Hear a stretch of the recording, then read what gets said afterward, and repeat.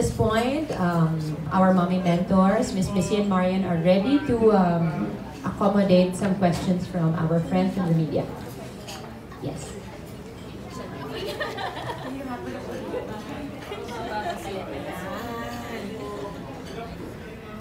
Yes, our first question. Yes. Hi, good afternoon. I am Pao from Page One. Is Zia a picky eater, and what practices do you do during meal time? You know what, to be honest, si Zia hindi talaga. Kasi siguro since nung pinanganak ko siya, sinanay ko siyang kumain ng mga pagkain na gusto kong kainin niya. Like vegetables. Actually, hanggang ngayon kinakain niya. Steamed broccoli, lagyan mo ng salt, kinakain niya yung as is. And how do you make sure that she drinks her milk? Dapat eh. Naniniwala ako na sa ganyang active at sa ganyang age, siguro oo, nakukuha natin nutrition through food, pero iba pa rin ang naitutulong ng milk. At napakalakas ng dumede. Siguro yung isang lata yata ng gatas, eh, parang 3 days lang niya, wala na. So ganun siya kalakas uminom. Kita niyo naman yung anak ko, parang walang kapaguran. Sobrang active talaga. Thank you. Thank you. Our next question.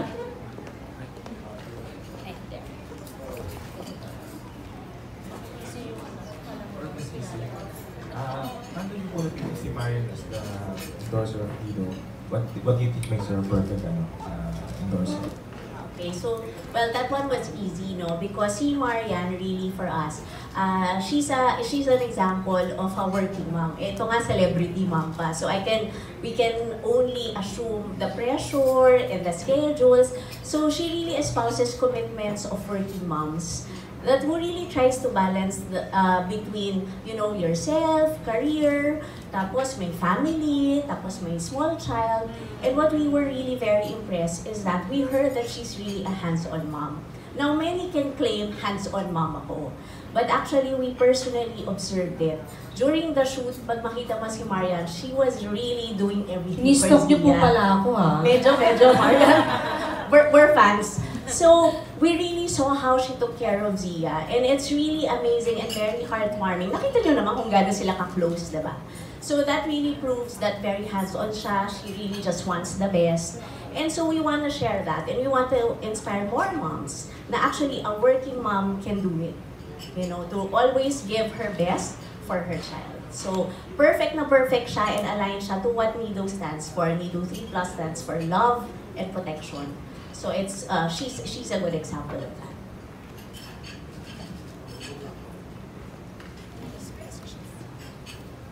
Hi, Charlie Barredo from PEP. Marian, they said na you've talked about na mahirap mag-balance ng family life with career, but you seem to do it so well. Could you give us tips on, especially to young mothers, how do you do it? And you're still so fit and you're still so sexy. Nag-healthy diet ka rin? Actually, pag buntis ako, wala eh. Basta lahat ng mga bawal, talagang hindi mo ako mapapakain. Pero lahat ng pwede at dapat, yun talaga ako. Medyo ako, what do you call this? Disiplinado ako, especially pag buntis ako. Siguro tips parang, ayoko i-claim eh. Wala ako sa posisyon para sabihin na, ay, ang galing ko, kaya ko i-manage. Siguro ayon na lang sa experience ko. Naniniwala kasi ako na dapat pag naging nanay ka, buo yung loob mo. Kasi maraming magbabago, marami kang kailangan i-adjust at i-balance. Asawa mo, anak mo, trabaho mo. At kailangan piliin mo, ano bang una mo ipaprioridad? Paano mo ba i-manage ito?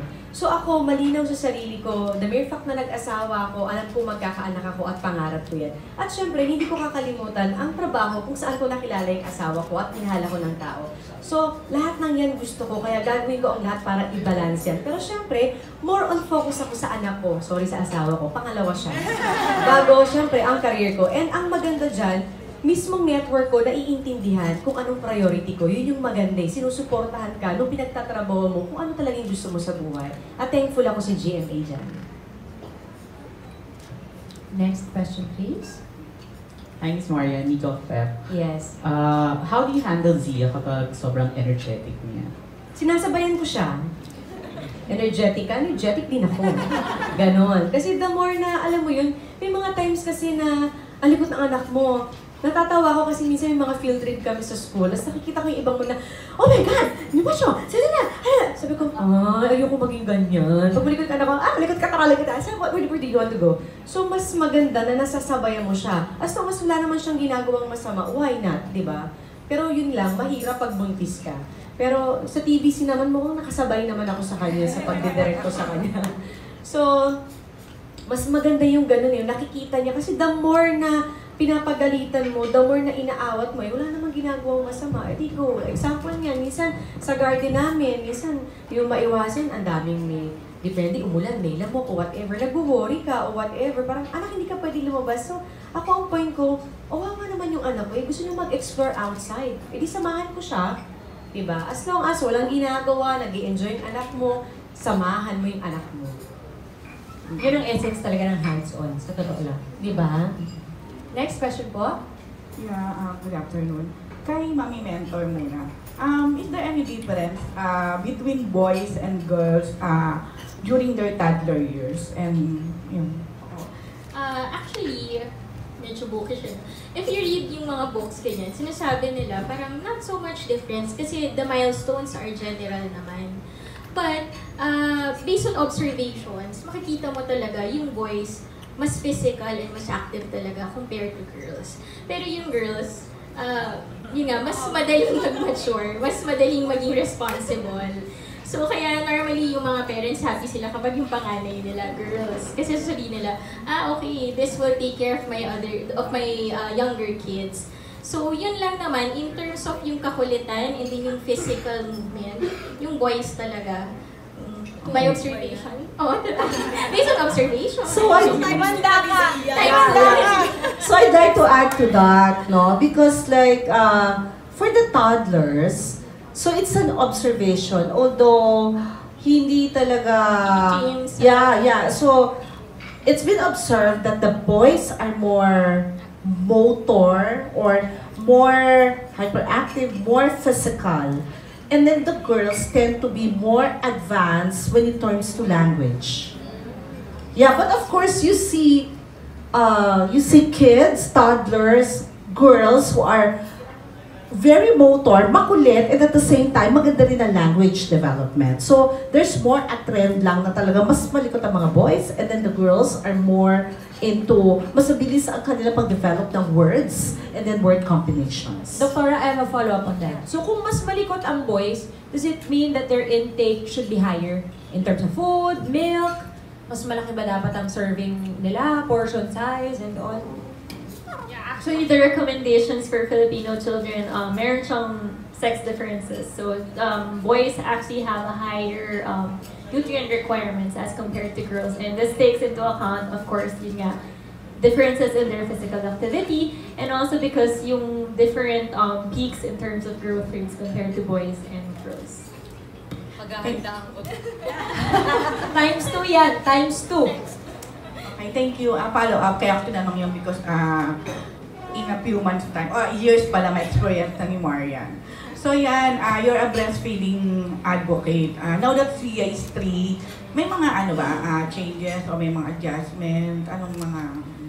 To be honest, Ate Rose, walang nagbago. Ito, pag nanganak ako, kung anong ginawa ko kay Zia na since na pinanganak ko siya hanggang 2 years old, nagpa-breastfeed ako, ganun pa rin ang gagawin ko sa kanya. Pero, di ko naman alam, di ba? Kanya-kanya kasi yan ang pagpapalaki ng anak. Ako, yun yung choice ko bilang nanay ni Zia. And after that, alam ko kasi may kailangan siyang nutrition talaga na maibibigay. Like example, itong Nido 3 Plus na ito. At to be honest with you, tinanong ko yan sa pedya niya. And definitely, sabi ng pedya, yes, definitely Nido is one of the good. Okay. So, walang pagbabago. Kung anong ginawa ko kay Zia, magpapa-breastfeed pa din ako sa anak ko, 1 to 2 years old o kung ano man, alam mo yun, pagpala rin. Pero syempre, hindi naman porkit si Zia, pinadede ko siya ng ganong katagal, hindi ko alam kung etong second ba, ay meron ba akong milk? O hanggang kailan ba magkakaroon ng milk? O, diba? So, mahirap mag-underestimate o mahirap mag-conclusion nang wala pa. Pero definitely, walang nagbago. Kung anong ginawa ko, same pa rin siya. Ayun. Okay. So, yan. Ilang months na lang. Kumusta yung preparation mo?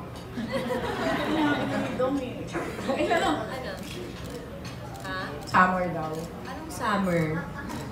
Baby. Sa summer daw sila punta. Bakit siya ba yung buntis? Hindi, teka mo naman ang mga preparation mo kasi baby boy naman this time. Preparation, yung mga lumang gamit ni Zia na hindi namin nagamit na since the first baby namin si Zia, ang dami siguro maligalig na ang daming regalo, ang daming may bigay. So tinignan ko yung mga pwedeng gamitin itong pangalawang anak ko at ang dami pala yung mga, alam mo yung car seat, yung crib, papalitan mo lang ng kulay. So, mas tipid ako ngayon. Madami akong i-recycle. Hindi naman importante. Ang importante, nandyan kami at andyan si Ate Zia para sa kanya. Sabi nga ni Ate Zia, Mama, I will help you. Diba? Yes, next Yes. question po. Ano, Ate Rose? This question is for Missy. What makes Nido different from other milk brands? Okay, so earlier I also mentioned, so reiterate ko lang, no, si Nido 3 Plus talaga, it's a preschool milk. So meaning, specially designed siya for the age 3 to 5 years old. And it also delivers yung requirements na nakaset for the Philippine RENI. Ito yung recommended energy nutrient intake para sa age na yon. So masasabi talaga natin specific for toddlers and preschoolers when we talk about Nido 3 Plus. And syempre, importante rin na na-mention ko kanina, it's the only milk with Lactobacillus protectus. So ito talaga yung nagpapaiba sa kanya. Kaya we confidently say yes sa protection. Kasi pag may good bacteria ka, tapos ito pa proven siya na makakatulong para mabawasan yung incidence ng cough and colds na napaka-common sa mga bata. So I think it will really give confidence to moms. And just to add on, it's also recommended, nakita naman natin kanina doon sa study na pinresent ni Dr. Jo, ang dami pang nutrient deficiency. Kaya po yung pag-inom ng gatas, together with healthy meals naman, kasama po yan sa nutritional guideline for Filipino children. Kasi a glass of milk together with a healthy plate actually forms a balanced diet for children. So napaka-importante, and I hope na for 3 years old to 5 years old, makonsider siya. Here, hi, Nina from Daily Tribune. Marian, how much does Zia love the outdoors, and what is she inclined to doing? What are her interests right now? Actually, parang ako siya, one of the boys. Walang kinakatakutan talaga. Alam mo yun, on the go talaga siya kahit saan. Hindi siya nagreklamo kahit pa sa putikan, kahit pa sa ulanan. So, hindi siya yung tipong bata na medyo, hindi siya maganon. Yun lang siguro, ayaw lang niya ng madumi. Pero the rest is okay siya. Sobrang active niya. Nakita niyo naman kanina kung gaano ka-active, ang kulit. Pero sabi nga nila, sana ang pagiging makulit daw ay manifestation ng pagiging isang matalinong bata. Diba? So, dun ako. Very curious eh. Correct. Thank you for that. And of course, our last question. Yeah, hi, I'm Nina from The Asian Parent. So I have 3 kids and makulit silang lahat. Marian, I have a girl, the eldest, and my second is a boy. And yes, actually triple ng kulit. Talaga, as in, sobrang kulit talaga. Salamat sa... Very different. Pagbabala? Paghahandaan ko siya. My question is for most of the mentors. I mentioned earlier that I make my kids sit at the table for them to eat because ang kukulit nila, they run around. So it's my way of disciplining them that they need to stay and eat. Not really forcing them, but stay because they play. Kasi the age, yung age ng kids score like a year, 2 years apart. Is it okay to actually replace the meals with milk? I think that's a common question of moms kasi minsan na ayaw nang kumain ng bata, sige gatas na lang. Or nagmamadali, or ayaw kumain, they don't want what's given to them. And of course, you can't cook another meal just for them. So, is that something that is okay? Yeah. That's a very good question. But actually, it depends on the age also. But at 1 year of age and at 2 years of age, what we want to, syempre milk drinkers pa rin sila, di ba? They look for the milk, no? But what we want for the child to develop would be how to eat, how to sit on the table and then eat. So it's more, we're not after the amount of food, but we're after the behavior of eating. So whether it's just 2 or 3 subo only, or 4 subo, and then 20-30 minutes lang, what's important is like pag breakfast, they eat, and then lunchtime, the behavior of they eat and not drink milk. And then dinner time, because they should be eating with the family, di ba? So they take a few bites, kasi ganun lang sila kumain. And then in between, you can give the milk. So milk is very important because like what you've seen, our diets are very deficient in calcium, iron, zinc, and a lot of essential vitamins. So it should provide, it should help provide. But it's important also it should be with a healthy plate, with all yung mga tamang dapat sources of proteins, carbohydrates, and then the fruits and vegetables in proper amounts. So it has to be a combination plus the behavior. So that's what very important kasi sometimes mothers give milk na lang kasi they're so scared that the child may lose weight kasi ayaw kumain eh. But the thing is, nawawala yung behavior of eating. So we actually have children na until their age 6, 7, they only drink milk and they do not eat. So it's very important that you cultivate the behavior of eating and the discipline of sitting. So it doesn't matter kahit gaano, kahit konti lang. Would you like to add to that, Isabel? It's better than none, of course. But at the same time, kasi nga, diba, these are opportunities for you to teach your children about new food, new flavors, exposing them to different textures. So if you always give milk, then that would be the same stimulus over and over again. So again, yun nga, we're not only trying to meet their nutrient needs, but at the same time providing them experiences for them to develop. Okay, thank you. Thank you, everyone. Yes, one last. Okay. Hi, this is more a question and for Marian. I don't know if you remember that you were also... Marami po ako inistisyo, wala ko naalala. That you were actually one of our first endorsers for a Nestle brand many years ago, Miss Vita. So we're very happy that you're coming back to the Nestle family. So my question is, will we see more of you for Nestle, including Baby Zia?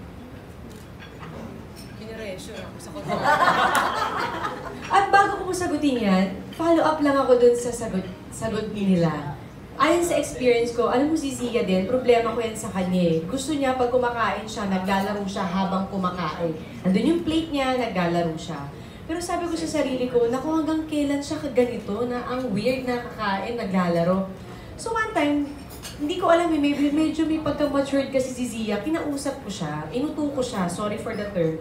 Sabi ko, alam mo anak, if you're going to eat beside me, Mama will be happy. Can we try? So, umupo siya, kumakain kami, sabi niya, Mama, are you happy? So, super duper happy. I want to sit talaga beside you while I'm eating. Okay, Mama, hanggang ngayon, pag kumakain ako, automatic nakakain kami, maghugas siya ng kamay, tatabi na siya sa akin, sabay kami kumakain ngayon.